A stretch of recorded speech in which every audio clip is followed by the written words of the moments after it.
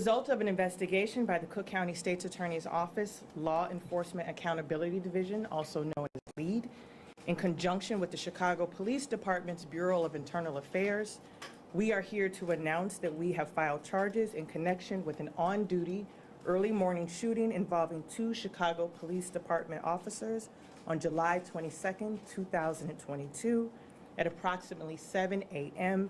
near 18th Street in Morgan on the city's south side. Specifically, Sergeant Christopher Leakopoulos, age 43, and Officer Ruben Reynoso, age 42, both assigned to the Major Accidents Unit of the Chicago Police Department, are each charged with 3 felony offenses. The first, aggravated battery with a firearm, which is a Class X, the aggravated discharge of a firearm, which is a Class 1, and official misconduct, which is a Class 3. These felonies are punishable by up to 30 years in prison. On September 15th, 2022, both Sergeant Leakopoulos, and Officer Reynoso were relieved of their police powers, turned themselves in last night to the authorities, and will appear today at a bail hearing at noon at the Central Bond Court at the Layton Criminal Courts Building at 26 in California. While prosecutors are prohibited from releasing specific details involving the case until the matter is before the court, and a full bond proffer will be read in court and for reporters afterwards for your convenience, these are the facts that I can share with you at this time. We can tell you that this investigation was initiated after prosecutors in our office in our felony review unit, which is a unit that is tasked with approving offenses for felonies in Cook County. We were contacted by the felony review unit was contacted to obtain charges for a minor who was suspected of firing a weapon during the time of this incident. To be clear, the victim who was shot and injured in this incident was not in possession of a weapon, nor did the victim fire a weapon at these 2 officers. I want to repeat that. The victim who was shot and injured in this incident was not in possession of a weapon, nor did he fire a weapon at these 2 officers. The victim in this case is a 23-year-old male who was unarmed during the incident and sustained injuries because of the shooting. He has since recovered and is cooperating with authorities during this investigation. A thorough review of all available evidence, which includes videotaped surveillance, and based on that review of all of the evidence, including that video, it is our position, based on the facts, the evidence, and the law, that the officers involved in this incident did not have provocation or justification to shoot the unarmed victim during this incident. The evidence does not support the use of deadly force related to the shooting of the unarmed victim and was not lawful. Upon the reporting of this incident by the detective and the officer who are charged, they made representations to legal authorities, including the Cook County State's Attorney's Office, that was directly contradicted by the videotaped evidence. The Cook County State's Attorney's Office is committed to justice and fairness, and that's what brings us here today. And we do not take this great responsibility lightly, nor do we celebrate in the charging of police officers. I want to be clear. We support the hardworking men and women of the Chicago Police Department who, like many law enforcement partners across Cook County, face dangers every day to keep us safe. We respect their courage and their commitment. With regard to this particular case, we cannot ignore or stand by acts of unprovoked violence, even at the hands of those who are sworn to serve and protect our communities.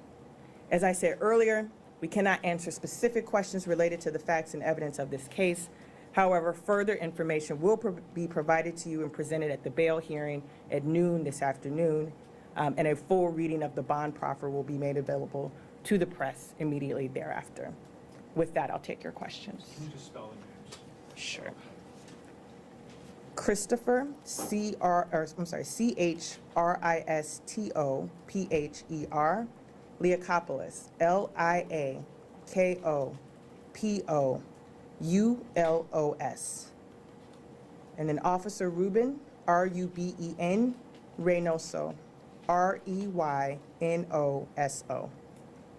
you say which one fired the shot that injured the unarmed person? Both officers are being charged with having fired their shots.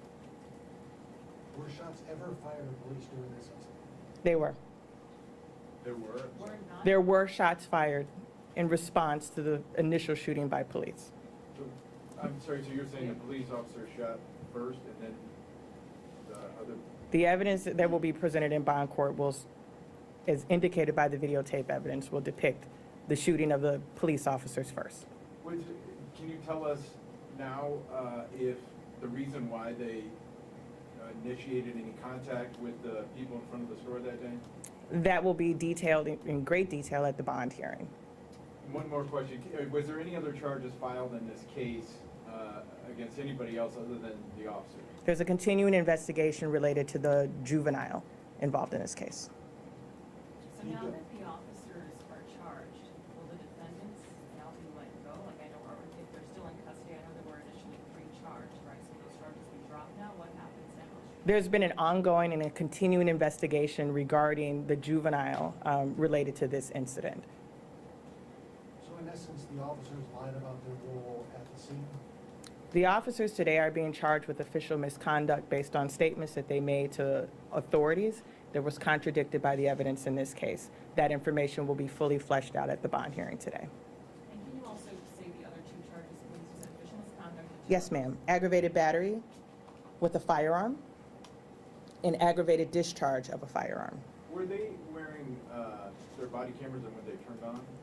The evidence that we have is videotape evidence from around the area, not body-worn camera. Do you know if they were wearing them and just didn't activate them? There was no body-worn camera in this instance. Do you know if they attempted to render any aid to the unarmed victim who was shot? I can't speak to that, Charlie.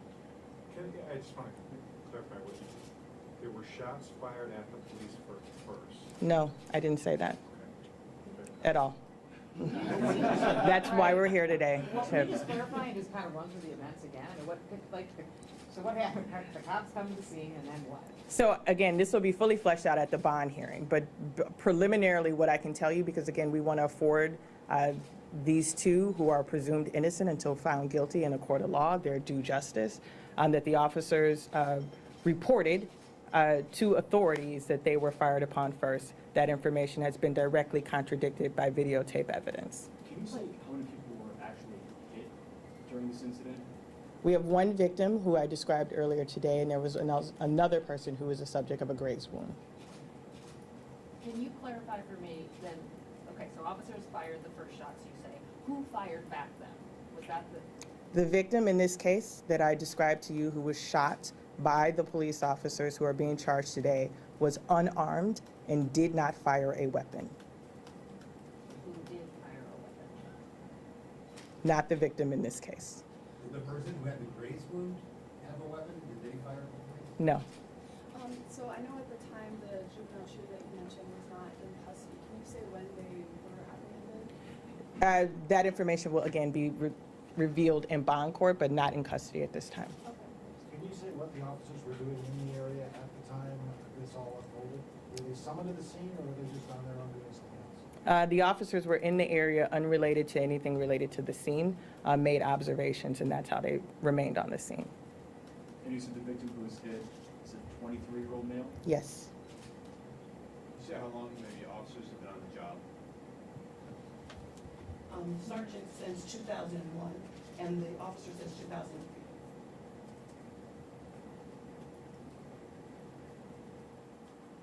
Any further questions? Anything else? Did they have any, have they ever fired their weapons before? I can't speak to that. Had they had any other misconduct and charges against them? What I can tell you is that they've never had criminal charges levied against them. As their discipline record, I don't have that information available. And videotape captured all of this? Yes. Can you say when the last time Chicago police officers were charged with similar crimes? Similar crimes, Aggravated battery, aggravated discharge of a weapon, unrelated victim. on an unrelated victim? Unarmed victim, I should say. You know, off the top of my head, Charlie, I can't tell you. I do know that this office has filed charges related to an incident that happened at the Red Line a couple of years ago.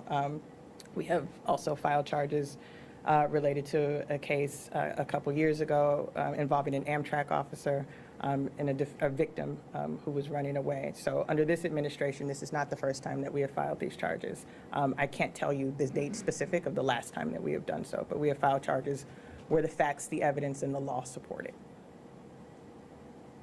That's it? Thanks, everybody. Thank you. Will there be a written version of? There will be a written version of the proffer that's already been filed at 26 in California, and again, there will be a recitation of that proffer for reporters immediately thereafter. Emailed out proper? I can get it to you. We will email out the proffer to all of you, and it will detail all of the facts that I was unable to answer for you this morning.